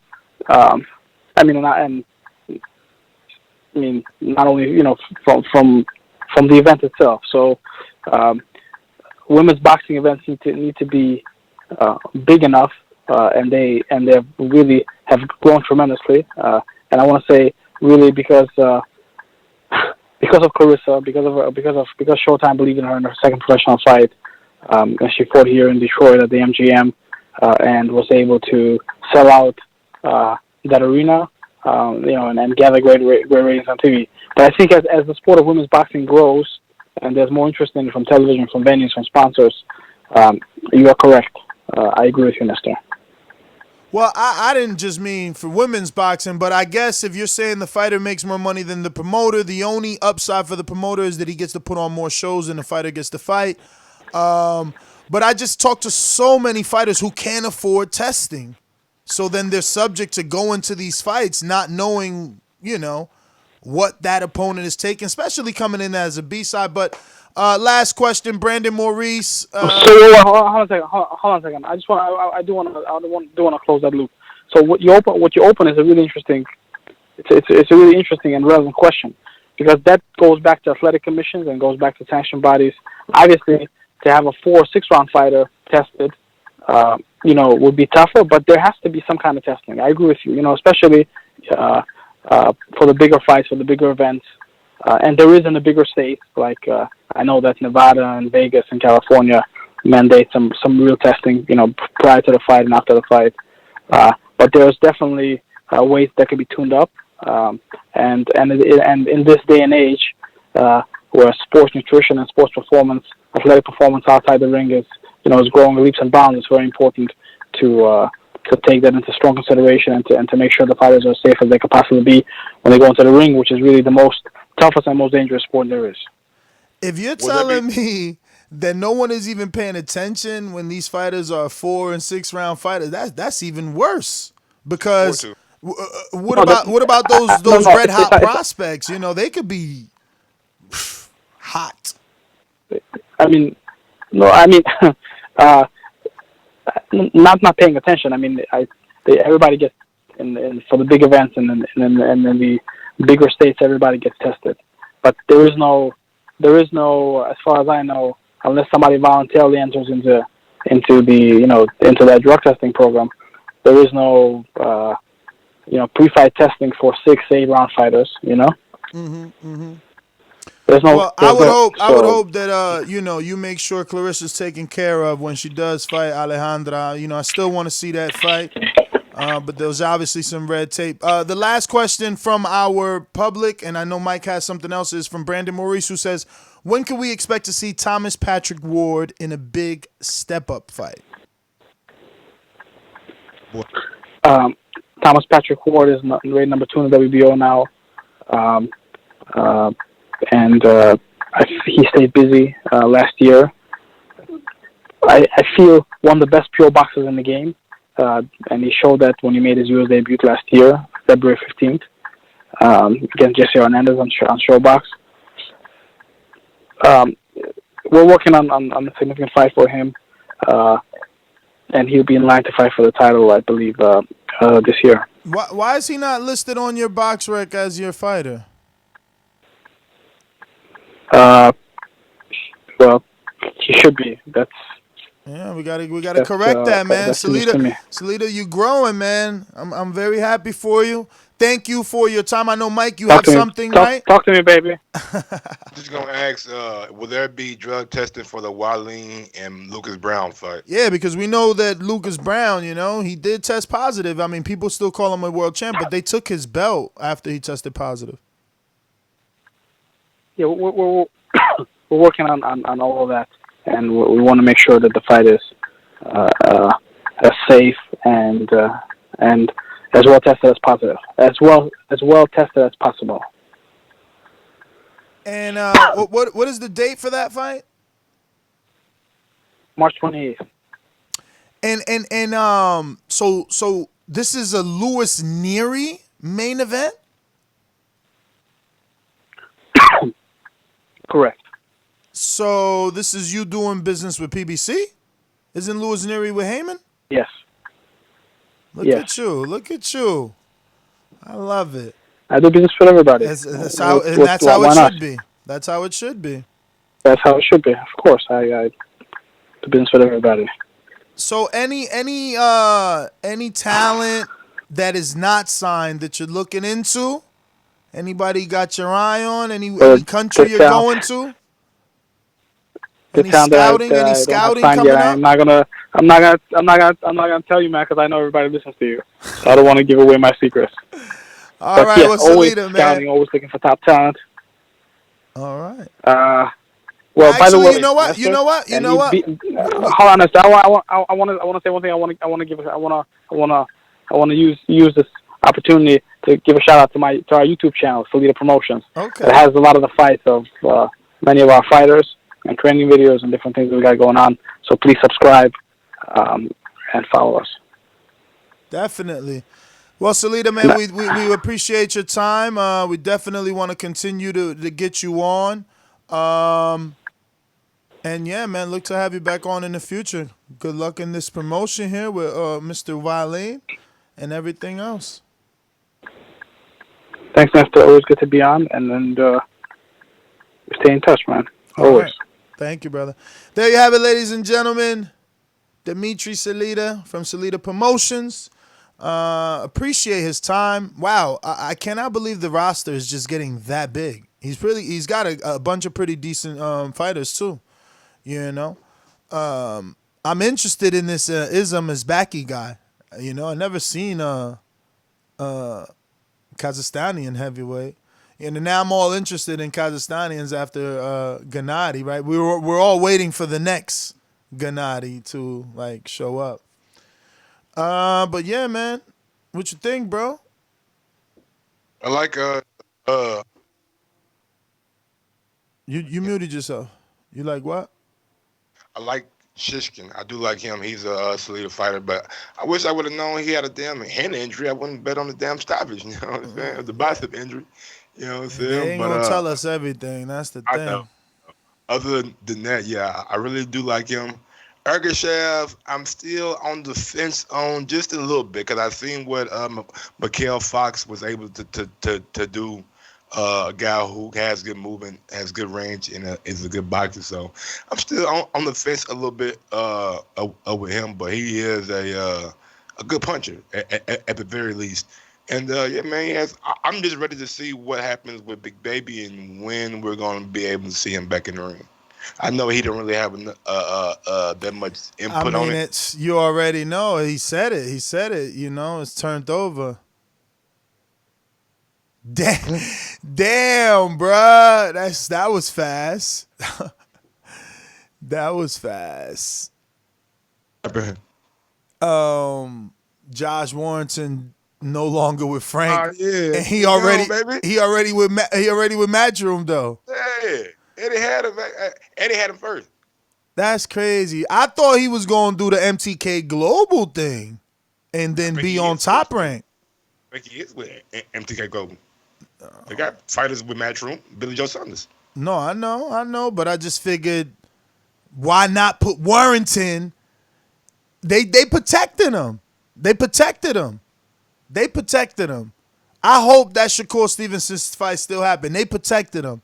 If MTK Global is with them, I got paid. Huh? I can't. What? Got to get paid. Yeah, he could get paid, but they protected him. They trying to cross. And this is what I'm saying. This happens every day, man. This is Adonis Stevenson, Sergey Kovalev all over again. Two dudes in negotiations. Then all of a sudden, you get a manager, a new manager, a new advisor, and whoop, that fight's off the table because these two end up on two different networks. This Eddie at his finest. People sit around here talking all this shit about Wilder. This is what Eddie did with AJ. Took him off Showtime when both AJ and Wilder was on Showtime. Now Eddie taking this motherfucker off for Frank Warren hands when it was easy for Top Rank and Frank Warren to do business. It's crazy. But that's why I say, man, I don't even get excited sometimes for these fights till the motherfuckers walk in the ring because it's like that, bro. Crazy, man. I'm hurt right now. I hope Eddie makes it happen because I'm not going to be too bitter because we know Eddie made Maurice Hooker and Ramirez with Top Rank. Let's hope that they still could get that fight. Let's hope. I'm just mad for Frank, man. Frank, right? Frank he getting gutted like Lou. It's tough. Yeah, you definitely got a short, champ. You got a short. CYP, what up?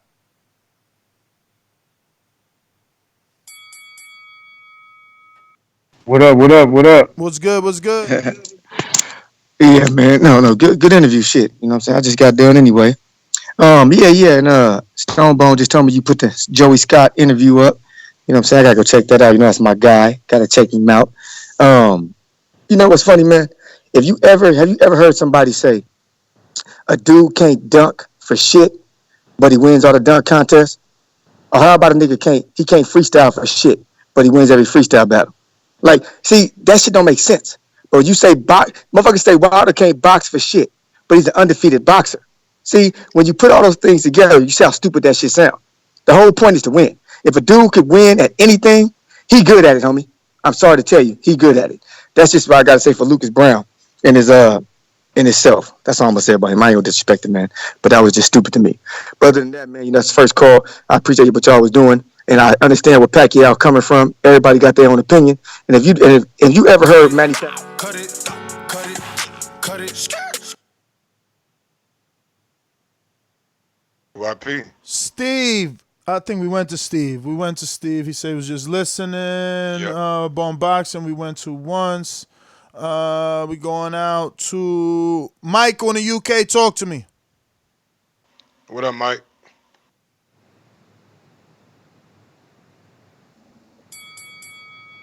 UK or? Oh shit. Okay. No, this ain't the UK. This Aaron. All right. Yeah. All right. What up? What's up, man? A couple things real quick. Yeah, on the testing, I think the promoter and the fighter should probably split it. They can definitely work out a percentage on that. Man, but some of these fighters, bruh, be like, look at Gabe Rosado, man. He fought. I'm gonna have to pause your time. Okay. He fought Angulo on ESPN, still working at Home Depot. How the fuck he going for 30,000 in VADA? And who the fuck knows what Angulo was on? You know what I'm saying? Well, make it a percentage. Make it a percentage. You know what I mean? Like, that's what I'm saying. Like, I think it's the promoter because listen, not everybody's balling in boxing, right? Especially not the dudes that ain't balling. So with that being said, the promoter gets to put on more shows than a fighter gets to fight. Even an active fighter gets to fight 4 times a year, and usually when they fighting 4 times a year, they not big name fighters getting them checks. So I think the promoter should front it. Well, then just make it a tier. You know what I mean? As soon as you start making $1 million, make certain tier levels where you're right. The promoter, that makes sense. You know, if you're makes building sense. You know, after your first $1 million payday. But even though, again, it's like I told Lucas. That's why I felt like Mike was laughing at me. But it's like, yo, not everybody does what he did, and not everybody makes $1 million. That's true. Nigga, That's the true. only reason I was laughing, you said it'll probably be a Australian movie, but we'll probably see it on YouTube. I was like, what the fuck? I mean, it's true though, because somebody should definitely make a documentary on him, bro. Like, I swear to God, man. Listen to me. If I become a boxing man, they better make a documentary on me too. What the fuck? Somebody better appreciate the hard work that man put in. He went from a bouncer to bouncing heads on the highest level. Even though his head done bounced a few times, but hey, it's the highest level, and there's only 2 losses. And he about to debut in America. He still get to tell his kids when he old, I fought in Vegas, bro. That's like Jerry Cooney. He's successful right now, right? All he did was lose to somebody. Like, that's all I'm saying. Like, that's, I don't know. I guess because this is the only sport I admire something like that. I think Cooney was a little bit better than just being a loser, right? I don't know. I don't know nothing about history, so that's why sometimes it comes off disrespectful. But Nez, real quick, I just got a bone to pick. Go ahead. So you've always complained about the WBA and how they're just the worst organization. They got all these belts. I'm gonna tell you, I'm a hardcore fan. I have a problem you calling Lucas Brown heavyweight champion. He had a secondary WBA belt. He didn't have the main belt. Klitschko held the main WBA belt. Oh, we gotta sit here. No one believes Lucas Brown is a heavyweight champion. Oh, shit. I ain't know it was an interim. I ain't know it was an interim. Yeah, exactly. But you know what? Interim or regular or something. Come on, man. Nah. It was a regular. It wasn't the main belt. It was a secondary belt. It was the interim. Wait, but it was a regular. The regular is not classified as a heavyweight champion. Nah, bruh. Listen. If it's the regular. Come on, Nez. Come on, bruh. If it's the regular, they was calling Pacquiao champ when he had the regular and Thurman was the full. Stop okay, but it's it. not like there's 4 main belts. If you don't have the main WBA belt, you can call it regular. Listen, you're not considered a heavyweight champion. Dillian White said, I want to fight Manuel Charr. I want to take that belt from him. What you think he do? What you think he talking about? You were complaining about the WBA and all these belts, and now you're defending it? I'm not defending it. Listen to me. I'm not defending it. Remember, I always tell Mike, like, yo, who am I to tell these fighters they're not a champ? Like, yo, promise you. Right hand to God. I was in my gym yesterday. I'm in the ring, shadow boxing, throwing jabs. Rajan, he's like, yo, Chris Colbert and Shakur gonna fight. So we go down that, argument. I'm doing my thing, he doing his thing, but we arguing. Coach Terrific get involved. And then it turns into they both champions, so they gonna fight. I'm like, bruh, they not gonna fight. They on 2 different networks. They on 2 different sides of the street. He's like, yeah, but they both champ. I'm like, what? And people believe in who am I? I ain't get in the ring and take them blows. I ain't got the amateur background that Chris Colbert got. I ain't got none of that. So they out here calling people champs off them WBAs, man. Bisbutin is a champ in some people's eyes. Definitely in whatever country he from, they think he champ. They gave him a parade. Alejandra Jimenez is a champ in Mexico. She a champ, even though everything got took back. You think WBC gonna come knock on the door and take them belts back? Is the WBO coming to ask for that belt back? That shit's staying in her mantle. Look, I get y'all, but yo, I don't have them accomplishments. It's gonna take another fighter to tell a fighter you ain't no champ. Like I don't hear you, Mike. I don't hear you at all. Like what Crawford said it. Like, I don't believe in franchise titles. Don't fuck with that. And then was it Crawford too, or someone else was like, yo, I don't fuck with franchise titles, interim titles, regular. One of the fighters, a fighter can do that. I can't do that. They ain't gonna. They gonna tell me shut the fuck up. You know what I mean? I ain't been there. But let's go out to Mr. PBC, baby. BoxingVoice.com. I'm the flyest. Canelo talking about he believe he can win. Go to my kitchen. Get the sharpest knife and cut the bullshit out. I don't care what you do good. I do every fucking thing great. Mr. PBC, baby. Yo. Can you hear me, Ness? Perfectly. Hey, how you doing, man? Good morning. It's 7 in the morning out here, man. Driving in Seattle. I heard everything. I wish I can comment and call on the next show, but I can't. Manny Pacquiao's opinion, I like his opinion. He always keeps it real and keeps it 100. He never really changes. In my opinion, I don't think so. I think Tyson Fury fights a little different, but the demeanor and the attitude is almost the same. I like Lucas Brown. Dude took a loss, but he's still around. And to me, that's a lot of heart. And he keeps on going for it. I like everybody, man. I like his opponent too. So when I watch the fight, I'm just gonna watch it as a fan and hope for the best win. And I wish I can talk about the next show, but that's crazy. And I think the after show actually predicted that, and it is what it is. All right, that's my call. All right. Let's go to Trey.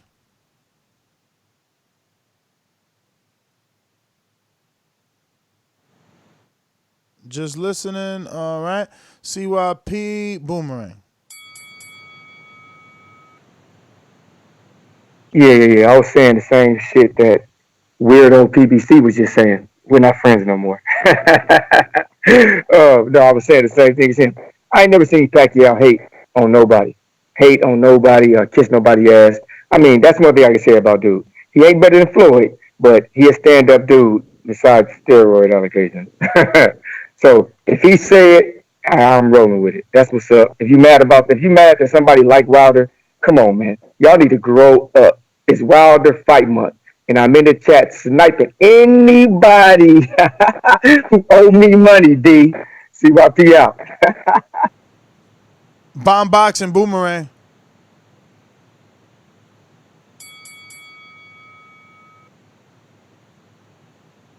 All right, just listening. We're going to Sid. Sid in Florida. Legit? No, Sid. Hi, my name is. What's up, everybody? About that Pacquiao, I like that he gave him his credit or whatever. Legend passing on some good words before a fight. That's always good. Good shit on the Salida interview, and shit. Really, that's all I got. I'm just sitting here listening, man. Everybody like the video? I'm out. All right. Looks like we got CYP closing us out. Third one. Hey, no, some real shit though. I time y'all out in all fun and games, but we grown men, dog. When we were 10 years old, I'll let y'all go ahead. But every day, same thing. Y'all got to come with some new hate, some new lines, Huggy. It ain't funny. Y'all got to come with it better. And to my old friends who ain't my friends no more, the twins, I still don't like y'all. And my girl don't like y'all either. But anyway, man, y'all still for the after show. I may not be on there. Good job as usual. CYP out. Bomb Squad! Brandon Maurice. Yeah, I'm just calling to just give y'all some props. Shout out to y'all for the good work, great interviews. I got the YouTube notification for your next. I'm guessing your next topic for the day. I see you want to troll us, piss me and a few of my other brothers off, but it's all good. I accept all the smoke, but like I said, man, I'm just gonna wait for the next one. Y'all have a good one. All right. That is everyone. So want to say thank you for tuning in. We will be back with another one. It will not be immediately as this ran over, obviously, but we'll be back in about 2 to 3 hours with that next one. ready to rock and roll, and whatever else is out there. Nest GTO, Instagram, and Twitter. Don't forget, join us on Patreon. Show your support so that we can continue to bring you this show 7 days a week. Remember, on Patreon is where you'll get to ask any fighter, trainer, or person that we interview, in this case, Freeway Ricky Ross, a question on the podcast. And we have a lot planned for you. We should be having Truck Simpson, and we'll get him on tomorrow. He's trained by Calvin Ford. Jerron Ennis is going to be coming on soon. This Thursday, we got a jam-packed list this Thursday. Expect a lot of interviews. We're going to have promoter Michelle Rosado. She's bringing her Philly special. She's got a fantastic card going down in Philly. Listen, I don't even know what's the main event because I don't know what the co-main event is or the undercard is, because the main event to me is that, right? Is Steven Ortiz taking on Damon Allen Jr. Didn't we just have someone on, Mike, that said that Damon Allen is somewhere in Vegas training with someone new and he's looking good? I think he's maybe with Salas. But the point is, I've been waiting for Steven Ortiz to get his opportunity for so long, and he trains with Tevin Farmer and Raul Chino Rivas down there and all those good guys in that gym. So it's like, whoa, what a main event for Philadelphia. You know, Damon Allen Jr. is from that Philadelphia area, but like I said, someone just told us on this show, I don't remember who, we interviewed too many people, but someone just said that he was in like Vegas or something. But we're going to schedule them both. We're getting him. We're getting Duncan back. Crawford's still ducking, but we're gonna keep getting back. I don't know. He's busy, man. There's too many people who hit him up. But yeah, man. Stay tuned. Don't forget to join us on Patreon. That's how you get to ask those questions. Follow me on IG at Gross1911, or on Twitter at Gross2312. And yeah, man, big ups to everybody out there in the chat, man. We appreciate you guys all listening. Don't forget to smash that thumbs up button on your way in, on your way out. Peace out.